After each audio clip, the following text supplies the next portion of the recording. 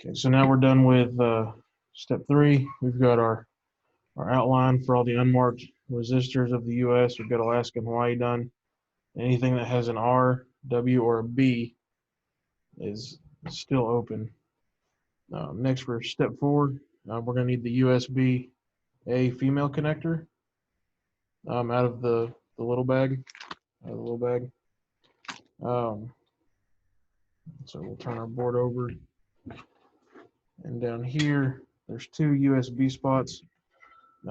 They say there's 2 on there. We're only going to use 1, obviously. They suggest this one if you are going to have it hanging, and this one if you're going to have it sitting up or something like that. But I'm just going to use this one because it'll be fairly easy for us to use. So with your USB-A female connector, we're going to bend the middle 2 leads out first, right there. And we're going to cut those off because those are data leads, and we're not using any data, we're just doing strictly power. So we got those out of the way. Now we'll bend these other 2 back 90 degrees.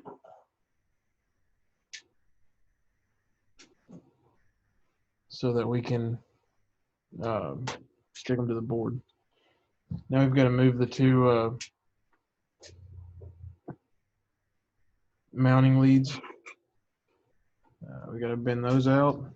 You can either use your fingers, or you can bend it on the table, or if you have some pliers, which would be easiest, you can get pliers and kind of squish that out to straighten it, and then bend it 90 degrees like that.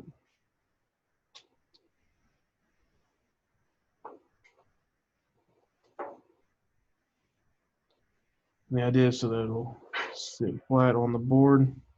Looks like that'll work.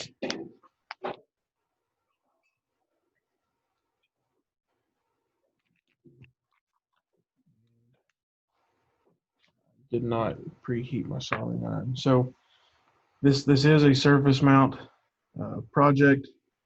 With some of the smaller stuff, like when we get in here, we might go ahead and tin the leads before we try to mount it.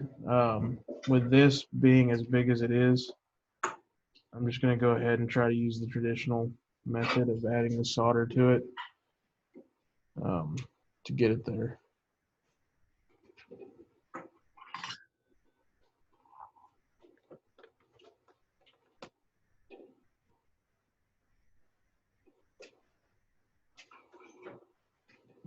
And again, you can use either USB spot. I'm using this one because I feel like it's the more convenient of the 2. I'll get that lined up as well as I can.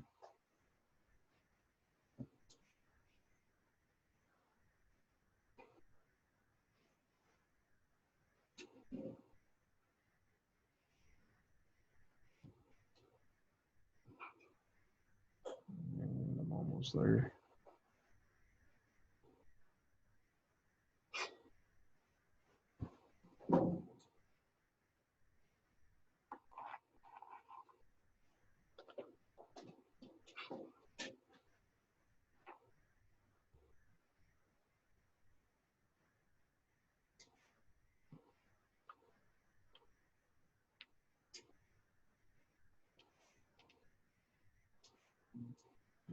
No, actually, I'm just going to go ahead and tin these.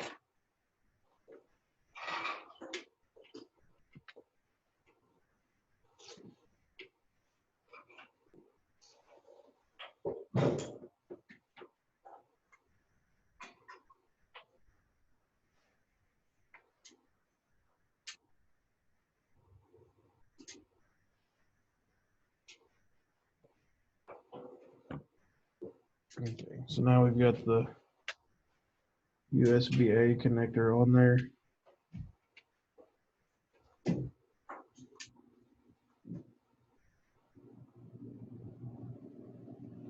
we are done with step 4.